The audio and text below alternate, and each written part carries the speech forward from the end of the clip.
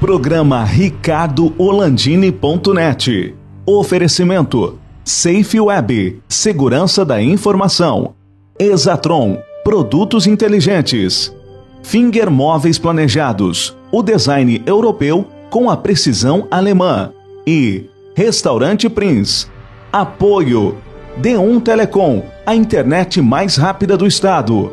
E Publivar On.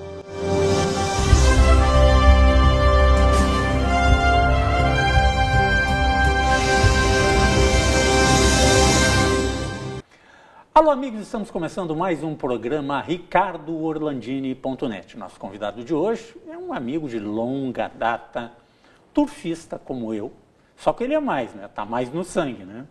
Tá mais no sangue, ele tá sempre ali há muito tempo, né? Mas um grande amigo, Ricardo Mena Barreto Felizola, empresário da área da tecnologia da informação e comunicação. A história das empresas que o Felizola participa, é a história da tecnologia do Rio Grande do Sul e do Brasil, né? Tem muita coisa para contar. Mas, Ricardo, nossa paixão, aquela outra, né? Os cavalinhos, né? Os cavalinhos, eu, família, tu também, né? Mas tu mais do que eu. Como é que tu acabou presidente do Jockey Club e o Jockey Club do Rio Grande do Sul com tantos problemas que teve?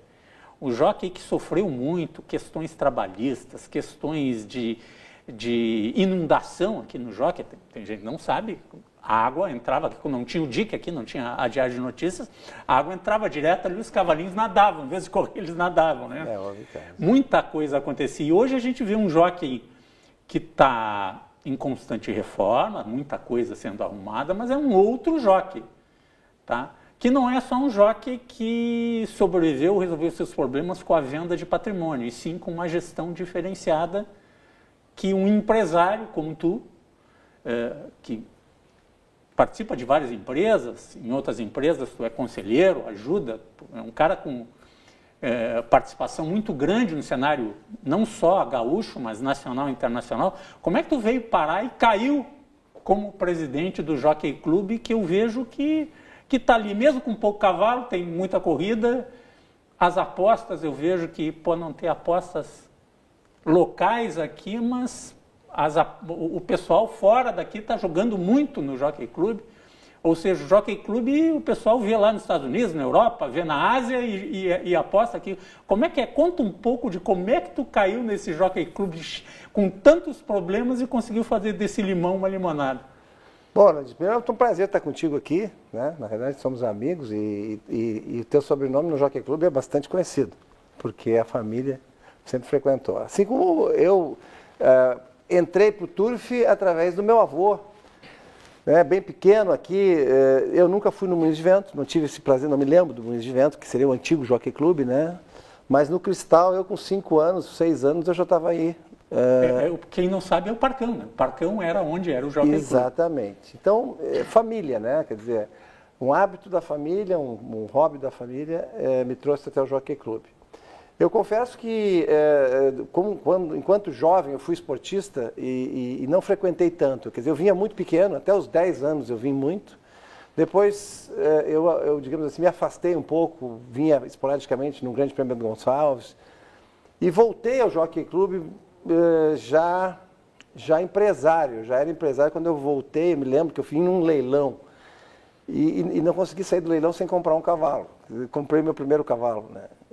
Baseado naquilo do meu avô. Eu tenho 32 anos, fazem mais ou menos 30 anos, né? Que eu tu revelasse a tua idade, eu não ia dizer isso. Eu tenho... Mas nós somos pós-adolescentes, exato, né? Nós somos forever young. Digamos que né, sexagenário, né? Bom, aí, sendo proprietário de cavalo, começa a vir mais, é um esporte, então você vem torcer pelo cavalo, comecei a frequentar como sócio também, porque comprei um título de sócio.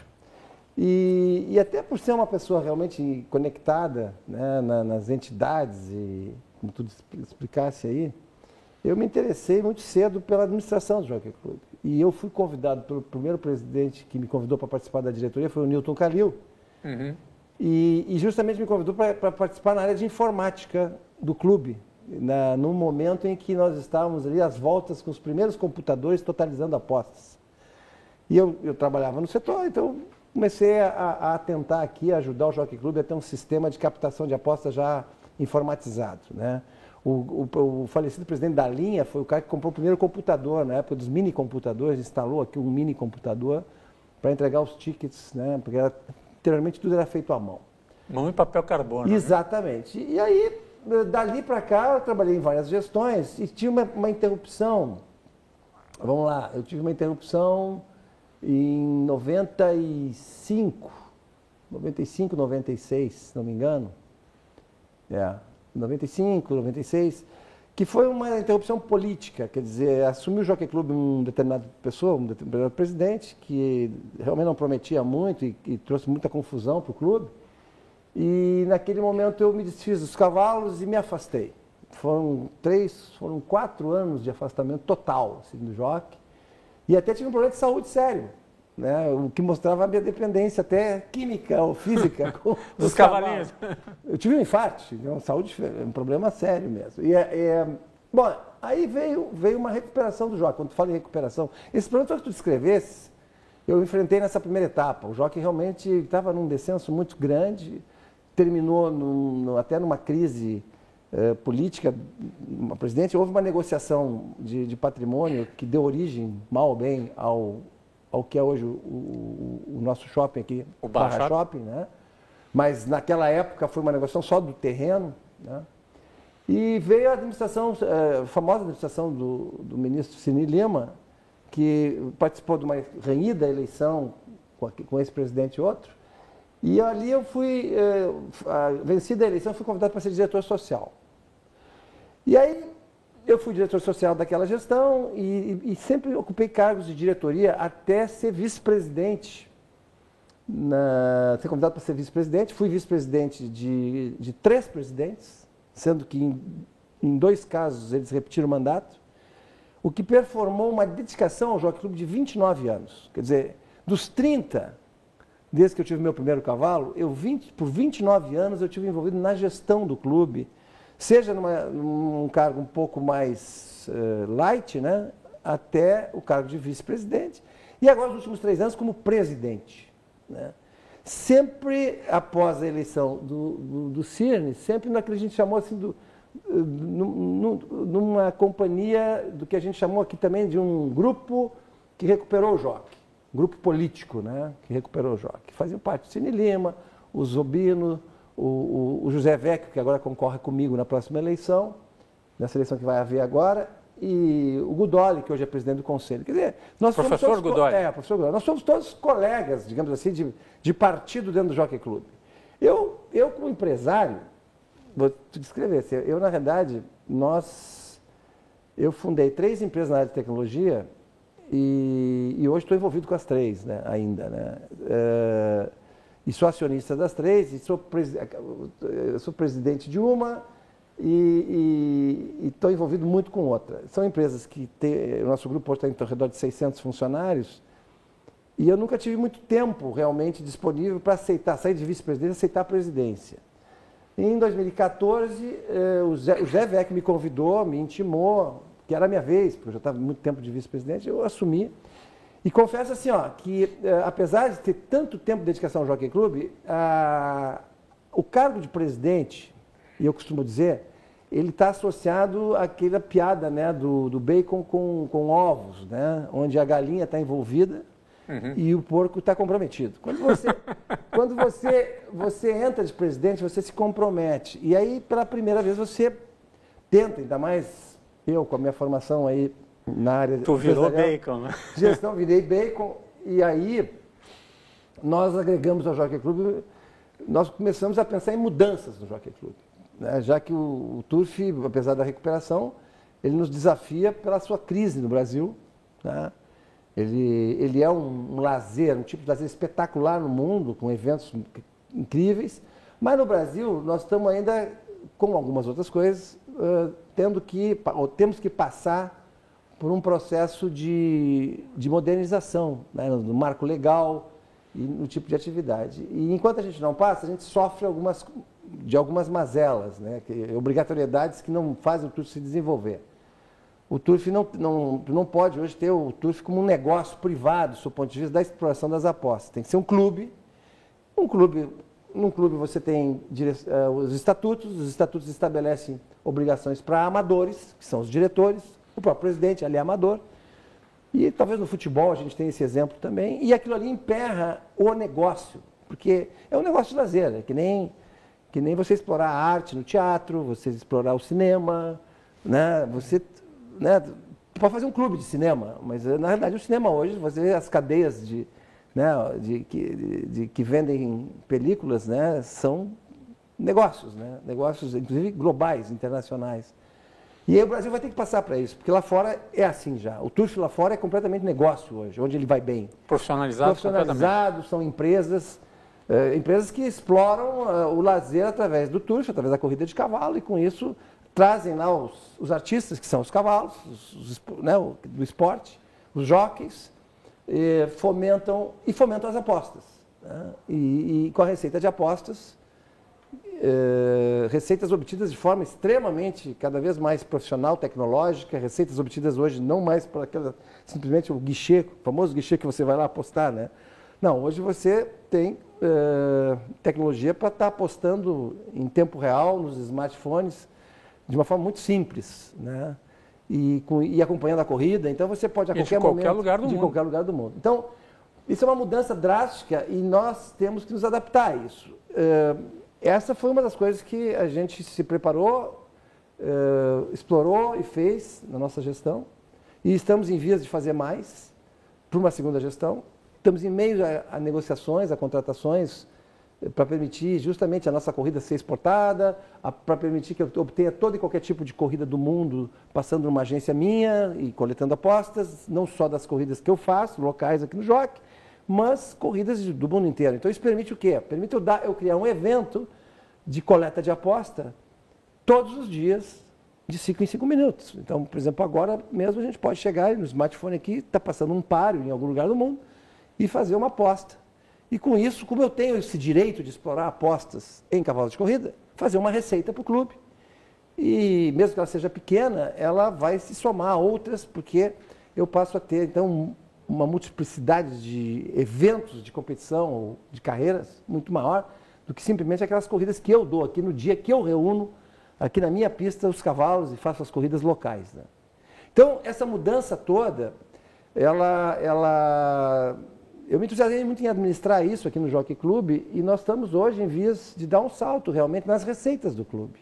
O Jockey Club não é um clube pequeno. Se você compara o orçamento, por exemplo, de um Grêmio, do Internacional, outro dia eu ouvi isso do próprio presidente. O orçamento do Internacional são 300 milhões de reais ano, certo? O Jockey Club tem um orçamento de 90 milhões de reais ano. Então nós somos um terço, mais ou menos, do Internacional. Isso que a gente não está no auge das receitas, né? Nós podemos aumentar muito essas receitas. Então eu fiquei muito contente, na hora de ser o porco da história, de entender mais do Jockey Club. Entrar como bacon? Então hoje eu digo o seguinte, eu conheço o Jockey Club, do ponto de vista de negócio, como é que ele deveria funcionar.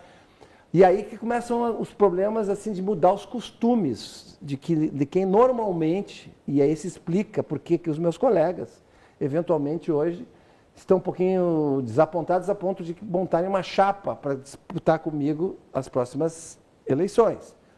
É que nós temos que mudar o método, nós temos que mudar o modelo de negócio e nós não podemos mais ter um clube subvencionando as atividades de corrida, e sim um clube explorando, no bom sentido, as atividades de corrida, né? E dividindo o bolo e capitaneando aí um aumento de receita nesse bolo. Um clube que seja rentável, o que é possível, sem ter que vender patrimônio. É um clube que não seja deficitário, porque o déficit contínuo, e aí nós vamos entrar até para conversas, como a gente sabe, aqui no estado do Rio Grande do Sul, as empresas que não conseguiram se estabelecer, déficit contínuo é a preparação para a morte da organização, né? E nós, um presidente tem a responsabilidade não só de não deixar a organização morrer, mas cuidar da sustentabilidade do futuro da organização. Ricardo, nós vamos fazer um rápido intervalo e eu quero voltar contigo depois para falar um pouquinho como é deixar de vender, deixar de viver da venda de patrimônio em um sistema constantemente deficitário, ou seja, tu vende o patrimônio, Daí tu fica tranquilo, 4, 5, 6 anos, vendeu o patrimônio, mas depois, vem o depois. Vamos ao intervalo e já voltamos. Chopp gelado, sanduíche aberto, filé recheado, ranch-schnitzel e grelhado. Restaurante Prince, Dom Pedro II, 1469. Teleentrega 999613795.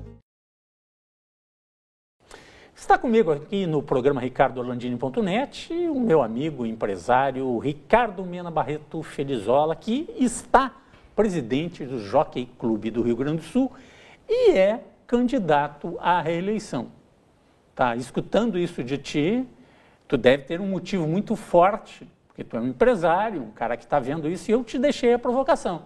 O que é deixar de viver? Vamos lá, tu tens um apartamento, tu te aperta de dinheiro, vende o apartamento, paga a folha dos funcionários e vai viajar para a Europa. Só que o dinheiro termina de novo e tu vai ter que daqui a 2, 3 anos vender outro apartamento, só que não tem mais apartamento para vender, né, Felizola?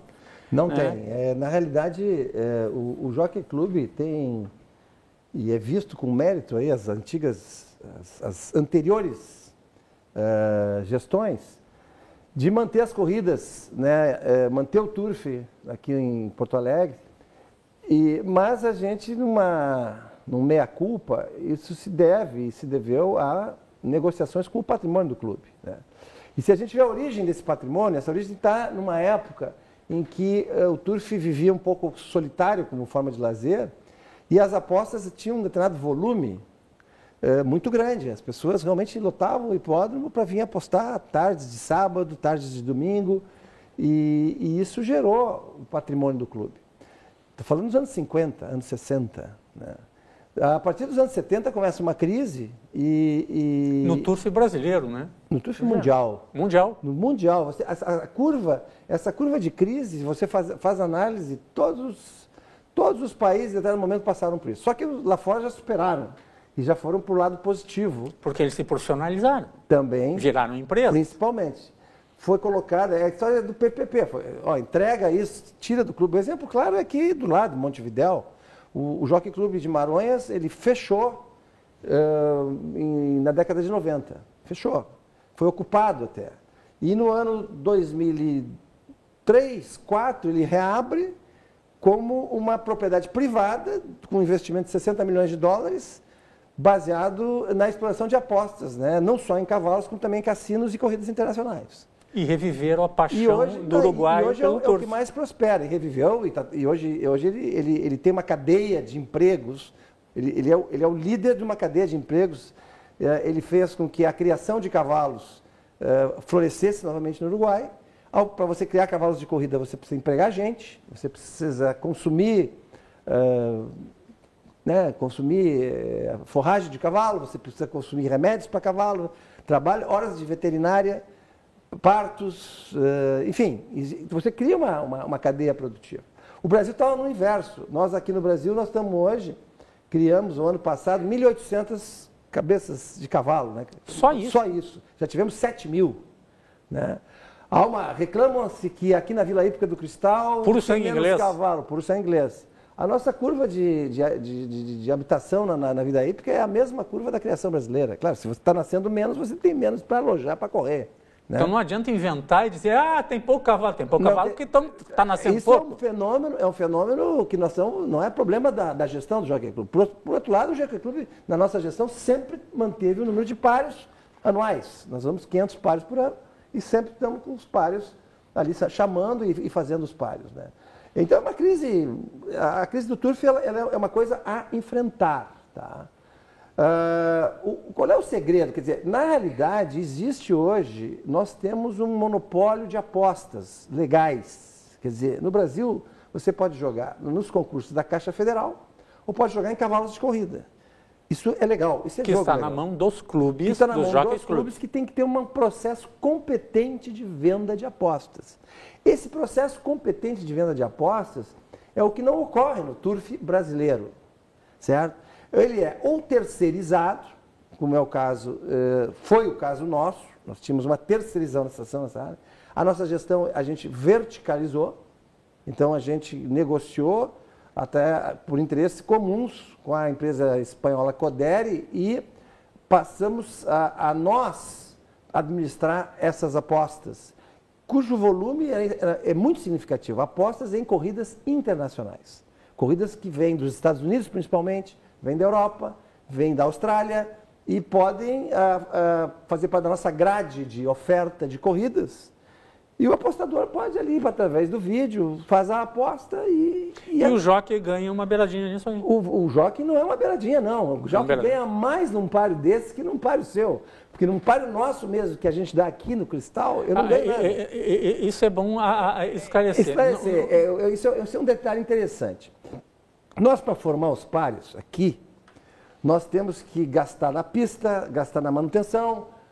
Os cavalos têm que vir ocupar a Vila Hípica, isso o proprietário paga um pouquinho, muito pouco, e o jockey paga um tanto importante.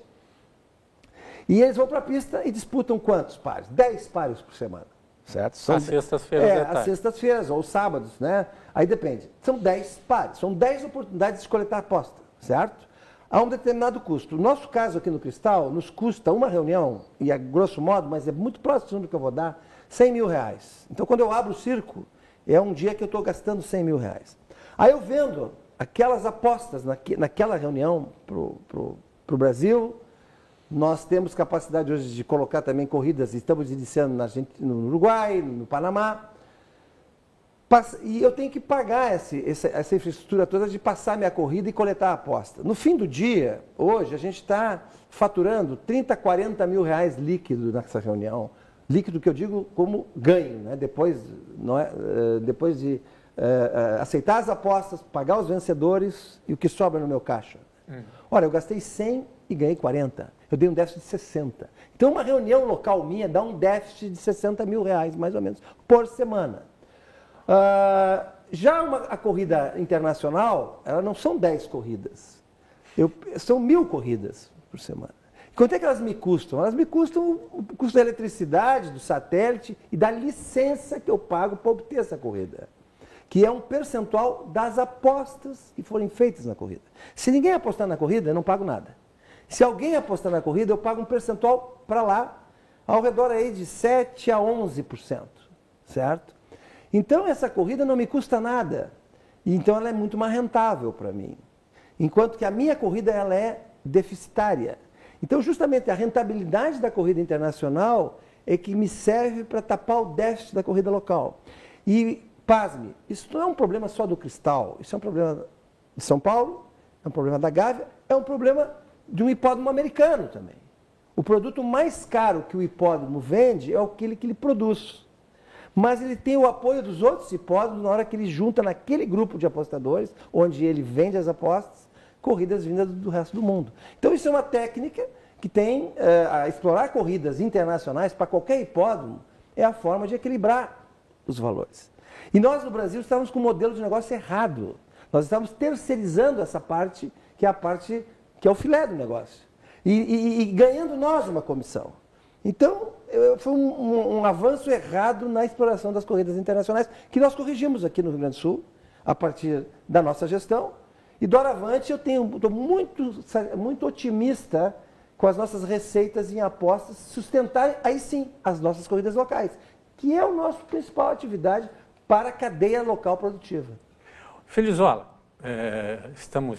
vamos para o final, temos 3 minutos para encerrar o programa, e eu gostaria que tu dissesse por que tu quer ser novamente presidente do Jockey Club e qual é o grande diferencial que tu vê tu permanecendo à frente do Jockey Club por mais um período? Fundamentalmente, nesse tempo, a gente desenvolveu, né, um corpo de diretores jovens, né, amadores, que estão muito entusiasmados com o trabalho que está se fazendo, com os negócios, principalmente com os contratos, que, né, nós estamos fazendo uma nova Vila Hípica, nós estamos fazendo o Parque do Prado, nós estamos fazendo justamente, desenvolvendo mais agências, expandindo as apostas, com diretores novos, na faixa de 30 a 40 anos, que trabalham comigo. Tá? E, além disso, nós formamos uma equipe também, nós reformamos a parte do jockey, porque a gente acredita em profissionalismo, certo? O jockey não é uma instituição tão pequena a ponto de não ter profissionais capacitados. Né? Tu tem os profissionais remunerados lá e a diretoria que é voluntária. E eu me senti assim, eu vi que o pessoal não aceitou muito bem, o pessoal não enxerga o jockey, talvez, com o valor que o jockey tem e o que ele pode ser em termos empresariais até, né? Em termos de ser uma liderança na cadeia produtiva do cavalo. Então tem uma reação em relação a isso.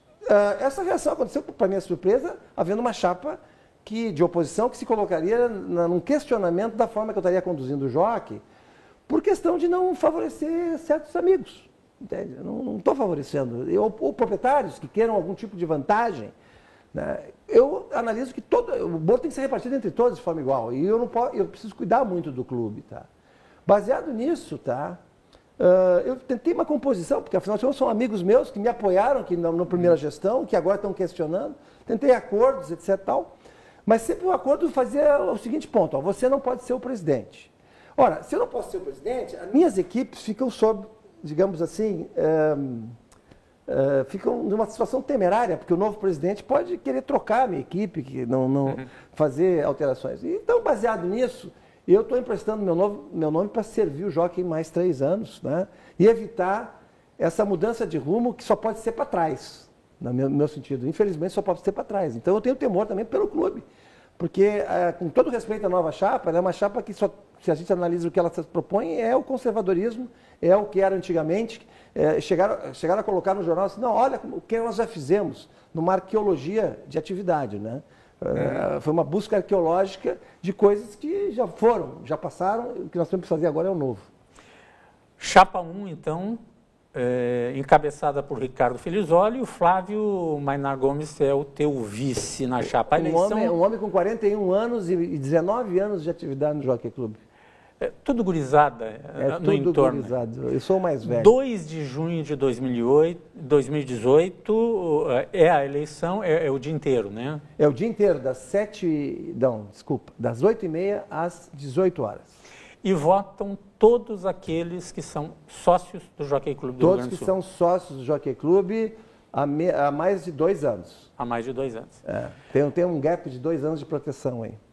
Ricardo, vamos falar de outras coisas também, não só dos cavalinhos, que é a nossa paixão, mas vamos falar de outras coisas também em outro momento, sobre a questão empresarial e esse país, o Brasil, que tem que mudar também, né? Olhando para frente. Obrigado, Ricardo. Muito sucesso. Trabalho de mudança. Muito obrigado, Argentino.